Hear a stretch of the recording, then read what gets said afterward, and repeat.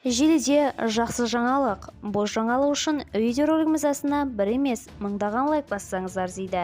Сәлеметсіздер ме, қымбат көрермен, біздің арнамызға қош келдіңіз. Әлемде және Қазақстанда болып жатқан жаңалықтарды біріншілерден болып білу үшін біздің арнамызға жазылыңыз. Видеомыз астына бір дана лайк және жазылу түймелерін басыңыз. Қолдарыңыз кабот олардың қабырғаларына тисін. Біз сізге ең жақсы жеткізуді жалғастырамыз. Ендеше біз бастадық. Келешек ерікті жинақ жүйесі келер жылдан бастап қолданысқа енбек. Елімізде мектеп бітіруші түлектердің 40%-дан астам жоғарғы оқу орнында мемлекеттік грантпен оқиды. 2040 жылға қарай бұл көрсеткіш 15%-ға дейін қысқаруы мүмкін. Мамандар болжамы осындай.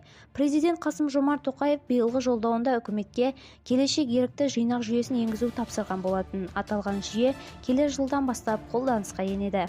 Ата-ана 5 жасқа толған баласына екінші деңгейлі банктер арқылы шот ашып, оның жоғарғы білім алу үшін қаржы жинайды. Бала мектеп бітіріп, грант жеңіп ала алмаса, осы жинақ есебінен білім алады.